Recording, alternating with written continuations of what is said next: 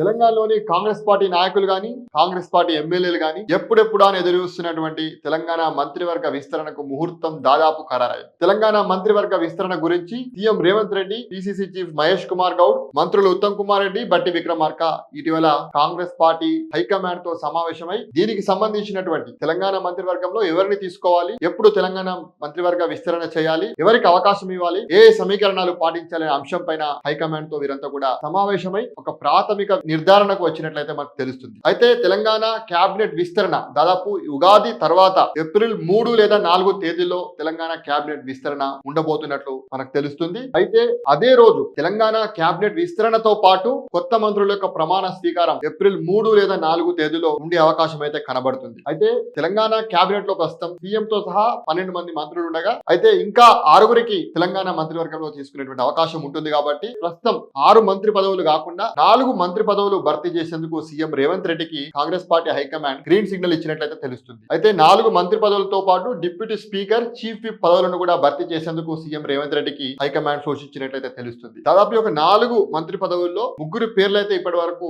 ఖరారైనట్లు మనకు తెలుస్తుంది. అయితే అందులో కోమటిరెడ్డి రాజగోపాల్ రెడ్డి, రెండోది వివేక్ వెంకటస్వామి, మూడోది వాకిటి శ్రీహరి పేర్లు ఇప్పటికే వారి యొక్క మంత్రి పదవులకు సంబంధించినటువంటి వారి పేర్లు ఖరారైనట్లు తెలుస్తుంది. వారికి కూడా కొంత సమాచారం అయితే అందినట్లయితే మనకు కనిపిస్తుంది. అయితే కోమటిరెడ్డి రాజగోపాల్ రెడ్డికి కాంగ్రెస్, భారతీయ జనతా పార్టీ నుండి కాంగ్రెస్ పార్టీలో చేరినటువంటి సమయంలోనే ఆయనకు మంత్రి పదవి విషయంలో కాంగ్రెస్ పార్టీ హైకమాండ్ హామీ ఇచ్చినట్లు, ఆ హామీ మేరకు ఇవాళ తెలంగాణ మంత్రివర్గంలో కోమటిరెడ్డి రాజగోపాల్ రెడ్డికి అవకాశం లభిస్తున్నట్లు మనకు తెలుస్తుంది. అందుకే ఇటీవల కోమటిరెడ్డి రాజగోపాల్ రెడ్డి కూడా తనకు హోంశాఖ మంత్రి పదవి అంటే ఇష్టం అని చెప్పేసి ఒక మీడియాతో మాట్లాడినటువంటి విషయం మనం తెలిసిందే. ఖచ్చితంగా కోమటిరెడ్డి రాజగోపాల్ రెడ్డికి హైకమాండ్ నుంచి కొంత సంకేతాలు ఉన్నాయి కాబట్టి బహిరంగంగా ఆయన నాకు హోంమంత్రి పదవి అంటే ఇష్టం అని చెప్పేసి వ్యాఖ్యలు చేయడం జరిగింది. సరే, హోంమంత్రి పదవి ఇస్తారా ఇవ్వరా అనేటువంటి విషయం పక్కన పెడితే కేబినెట్ లో మాత్రం రాజగోపాల్ రెడ్డి ఉంటారనేటువంటి విషయం అయితే క్లియర్ గా కనబడుతుంది. అయితే ఇంకొక వ్యక్తి వివేక్ వెంకటస్వామి కూడా భారతీయ జనతా పార్టీ నుంచి తిరిగి మళ్ళీ కాంగ్రెస్ పార్టీలో చేరినటువంటి సందర్భంలోనే కాంగ్రెస్ పార్టీ హైకమాండ్ మంత్రి పదవి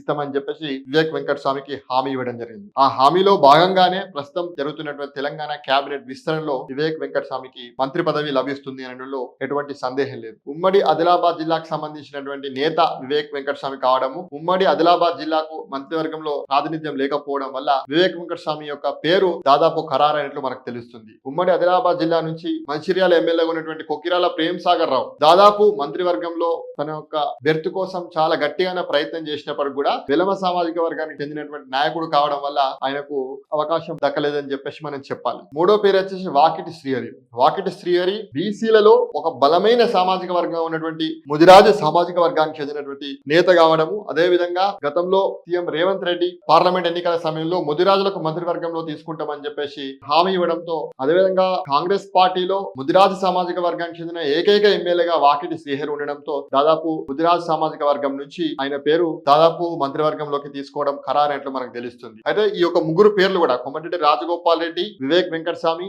అదేవిధంగా వాకిటి శ్రీహరి పేర్లు దాదాపు ఖరారైనటువంటి నేపథ్యంలో మిగిలిన ఒక 4వ మంత్రి పదవి ఎవరికి ఇస్తారు, ఏ సామాజిక వర్గానికి మంత్రి పదవి దక్కుతుంది అనే విషయంలో అయితే ఇంకా క్లారిటీ రానట్టయితే మనకు కనబడుతుంది. బీసీలకు అవకాశం ఇస్తారా, లేకపోతే ఎస్టీలకు అవకాశం ఇస్తారా, లేకపోతే మైనారిటీలకు అవకాశం ఇస్తారా, లేకపోతే మహిళలకు అవకాశం ఇస్తారా అనేది ఇంకా తేలాల్సి ఉంది. అయితే బీసీల నుంచి దాదాపు ఈ యొక్క మంత్రి పదవి కోసం దానం నాగేందర్ గాని, ఆది శ్రీనివాస్ పేర్లు మనకు పరిశీలన ఉన్నట్టు మనకు తెలుస్తుంది. అదే విధంగా మహిళల విషయానికి వస్తే, మహిళల గనక కేటాయిస్తే విజయశాంతి పేరు చాలా ప్రముఖంగా వినిపిస్తుంది. ఇటీవల కాలంలోనే ఆమె పెద్దల సభకు ఎమ్మెల్సీగా ఎన్నిక కావడం జరిగింది. అదే విధంగా ఎస్టీల గనక, లంబాడీల గనక కేటాయిస్తే గనక దేవరకొండ ఎమ్మెల్యేగా ఉన్నటువంటి బాలు నాయక్ కూడా చాలా గట్టిగానే ప్రయత్నం చేస్తున్నట్లు మనకు తెలుస్తుంది. అయితే ఓవరాల్ గా చూస్తే ఎవరికి కేటాయిస్తారు ఏంటి అనే విషయం పక్కన పెడితే డిప్యూటీ స్పీకర్, అదేవిధంగా చీఫ్ విప్ ఇవి రెండింటిని కూడా భర్తీ చేయాలని చెప్పేసి సీఎం రేవంత్ రెడ్డికి హైకమాండ్ సూచించడంతో డిప్యూటీ స్పీకర్ కు, చీఫ్ విప్ పదవులకు కూడా చాలా గట్టిగానే పోటీ కాంగ్రెస్ పార్టీలో కనబడుతుంది. అయితే ఒకవేళ బాలు నాయక్ గనక